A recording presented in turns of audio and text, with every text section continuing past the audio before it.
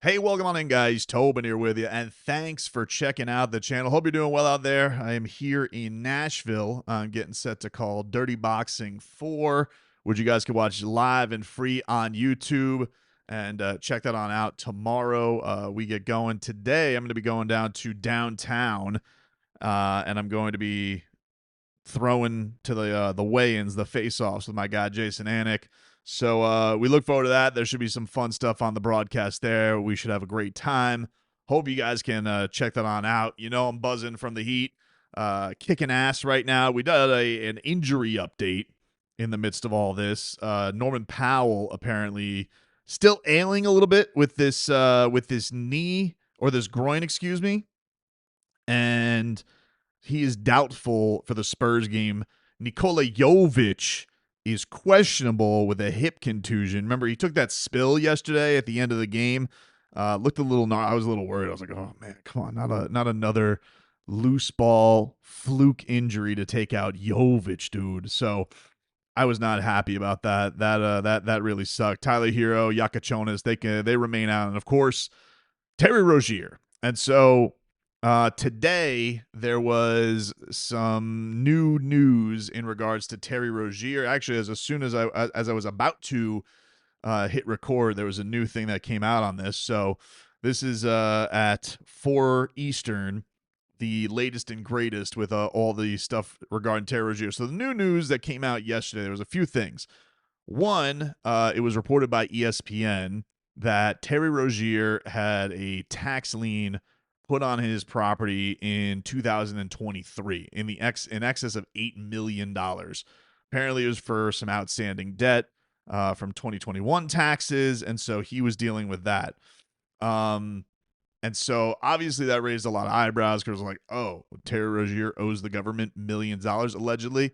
That obviously is a little bit of a red flag if you were to wonder why would somebody who makes the money that he does do something like this, which is, kind of the big defense right now of all of this with Terry Rozier. Like, why would Terry Rozier do this in the name of, how much money he makes? And according to his attorney spoke to Tim Reynolds of the Associated Press and said that the bill was more in the realm of $9,000, not $8 million, and that it had been settled, and that paperwork from the courthouse should be, off and no longer there.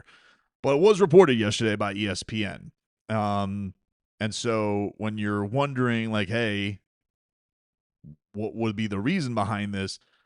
Terry Rozier maybe having some financial stuff could be unknown, would be a reason why. The report yesterday was the IRS filed an $8.2 million federal income tax lien in Broward County, where Rozier had residence in November 2023. So, do with that, we have that to deal with all of this. It also said that records from Broward also said they had a construction lien filed against him in August of 2022 for about $270,000, of which $250,000 was paid in July of 2023. So, yeah, there was some stuff out there financial for Terry Rozier, according to court records. The other piece of news that happened was that the NBA, according to multiple reports, is not going to pay Terry Rozier his salary. Terry Rozier was getting set to earn about $26 million this year. His first $1.1 million payment was going to be due, I believe, November 1st, so a few days out. And it was reported today that Terry Rozier was not going to receive that it instead was going to be placed in some kind of other account. Some are saying escrow, some are saying interest, whatever. He's not getting the money. But the Heat are not getting salary cap relief in that step. They are not getting tax relief. They are not getting salary cap relief. And in fact, it was reported today by Shams Charania that this whole process is going to take anywhere from 6 to 12 months. So it is going to be interesting what the league is going to do here for the Miami Heat. Like, are they just in a too bad, how sad situation? Like, is there going to be any kind of exception next year that the Miami Heat could get from some of this in terms of Terry Rozier because they got hamstrung by this? Is there any cause a recourse. We already know about the pick stuff that is already infuriating that they have to deal with. That I'm sure the Miami Heat are trying to find every which record, every which way to feel whole from this again.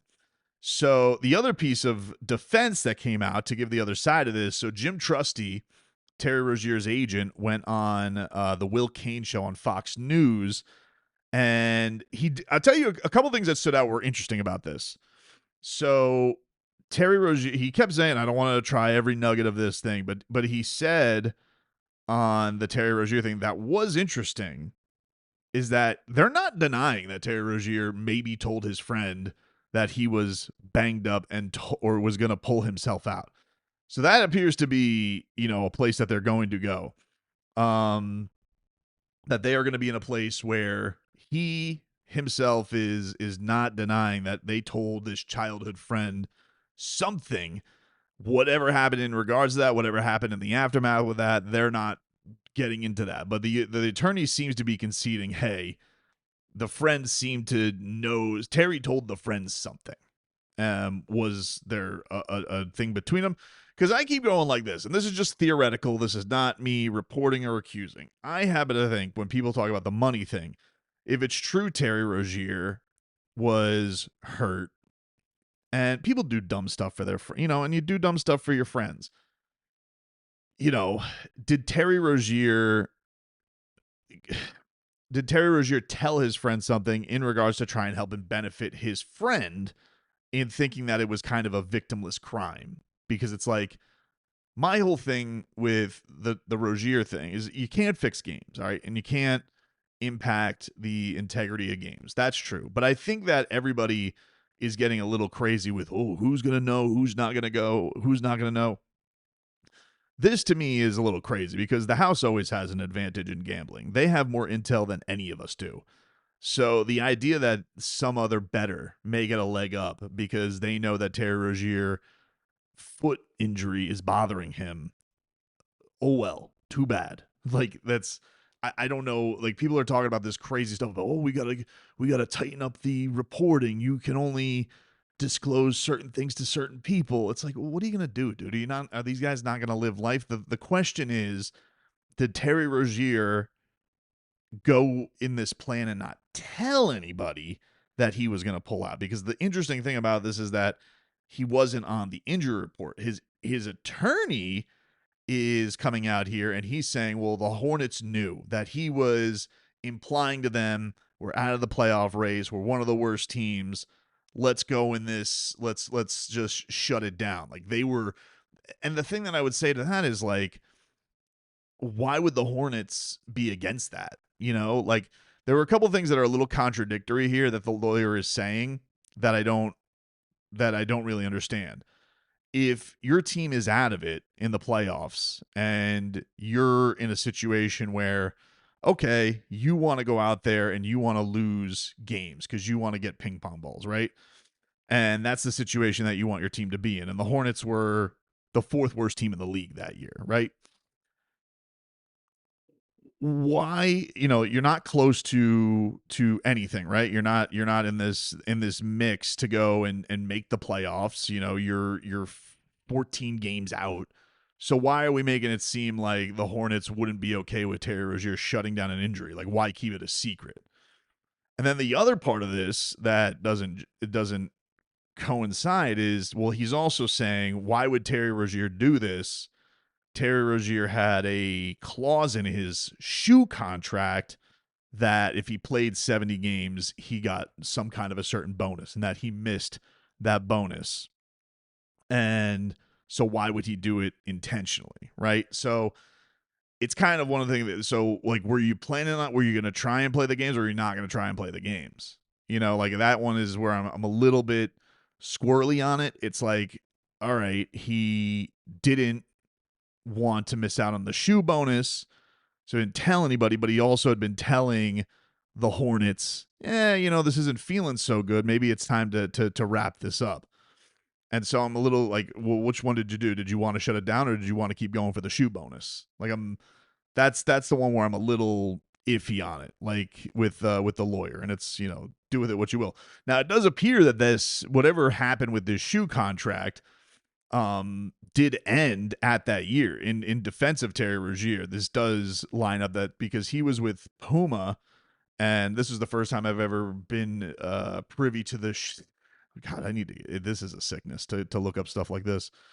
I went to this website called Kickstats, which apparently records what shoes every athlete wears in NBA games.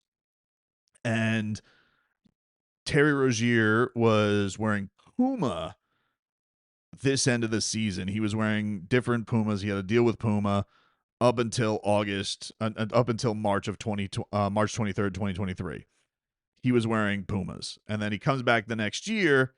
And he apparently had been, according to SI Hornets, whatever their version of that is, that he had been wearing Puma since 2018. And so we're talking like he had a 5-year deal with this shoe company, and this was some massive thing that he missed out on. Because Terry Rozier had only played 70 games one time with the Charlotte Hornets. So it's not like some mark that he was hitting all the time that Terry Rozier was like, oh, I can't believe I cost myself this amount of money. Like, how much money? What are we talking about here? Even if he was, one of Puma's like go-to guys, and he didn't have a signature shoe with them or anything like that. Like I'm ignorant to this stuff. I don't know how much somebody gets from that. I know you get gear. I'm sure you get some money, but I don't know. I like the timing lines up of it, like to the attorney's defense, because when he comes back the next season, he's wearing Nike, and then when he starts playing for the Heat, he I guess signs a deal with the Skechers. So that according to kickstats.com. And I did look back on some pictures from those games, and he was wearing Puma. So that does seem to line up, but I don't know that this is going to hold up like some great defense. Like, oh, I cost myself this landmark place. It's like, well, yeah, but it's not like that you hit it the year before, but you hadn't hit this whatever deal. You didn't hit this a lot with the Hornets. So you weren't like killing yourself to, oh, I can't believe I would have cost myself this money. I don't know. It's one of these things where I really do feel like, my lean on it's tough to know. It's really tough in a case like this because it's hard to just assume that everything's cool with that this was the only time he may have ever even done it. And it's tough to do that with the knowledge of like Heat fans watching this guy just go from what he was to the player that he was with the Heat. And especially his first full season where he came back from the neck injury. And if you got all this baggage that follows you, right? Whatever. Owed money to the government, liens. Okay, people get into financial stuff all the time. Like I especially at that type of money, I'm a little ignorant to that stuff. But you have that, you have this getting flagged back when it did. Am I just to assume, because basically if it did happen the way that they said it happened, and Rozier gave information to his friend, okay, well, if they're acknowledging that whatever he did with a friend, if the friend did do that, then allegedly the friend got away with it then. So if you got away with it once, who's to assume that you didn't do it again? Or that there wasn't some means or reason? Like, we don't know. You don't know with who gets tied into certain things and what's in everybody's closet with it, So I don't know. The thing right now with the Heat is they seem to be really stuck in limbo with this because there doesn't seem to be any salary relief coming for the team. They, as you can see, injuries are piling up, and it's not like you would have wanted to play Terry Rozier, but the Heat are without 3 guards right now, and in an NBA season, and you have a $26 million hole essentially that you can't get anything out of in an 82 game season. So it's not nothing. And I don't know if anything comes this year because like if you find something out next year, then do the Heat like what do you get, like an IOU from the NBA? So that's why it always comes back to the pick thing, where it's like the only way you can really make it right for Miami is by somehow at least opening up the flexibility with picks. I'm not even saying the Hornets have to give the pick back, even though there does seem like I'm still very, very skeptical about what they did and did not know. But I am in the place where the league has to do something to make it right by the Heat, because it does feel like something was swept under the rug here. And I feel like I think Adam Silver knows it. I think that the Hornets to some degree know it, and the Heat were left in the dark. It's not to say the Heat didn't make a bad trade, okay? I'm not, when the trade happened, like I understood that he needed to make a move, um, and probably talked myself into it at the time, but I still thought at the time, like, man, first round pick, who the hell were you bidding against for Terry Rozier, especially taking on his money, which has turned out to be an albatross, as opposed to just waiting out the Kyle Lowry money, and they got to clean their books. So I'm not, I get it. The Heat seemed like they just made an awful deal regardless, even if you would have gotten Terry Rozier at what Terry Rozier is, or even average Terry Rozier. But you can't act like this doesn't feel a little nefarious, doesn't smell right, kind of stinks, and that the Heat should be given some kind of relief for all this, right? Because like even the Blazers, like Chauncey Billups, I guess he's not getting it like put in an account. He's just not getting paid. He's on not, but I don't think the coaches have an association like that. I should mention, I don't remember if I did or not in the video, but Shams tweeted out that the NBA Players Association on Terry Rozier says, while we are in agreement with the league that upholding the integrity of the game is of the utmost importance, their decision to place Terry on leave without pay is counter to presumption of innocence and inconsistent with the terms of our CBA. We plan to challenge their decision via the proper channels. So doesn't feel like the details on this are going anywhere anytime soon. That we are in a place where, okay, now we're going to get challenges from the Players Association to the league. And, look, whether Terry Rozier gets his money or doesn't get his money, again, the Heat aren't getting relief right now. So it doesn't really matter. But also it's like, what do we do in this situation? Like what can the league do to make this right for Miami? I don't really know if there's an answer currently in the near future. We've already gone over what they could do once this all blows over. But right now it just feels like this is stuck in mud a little bit.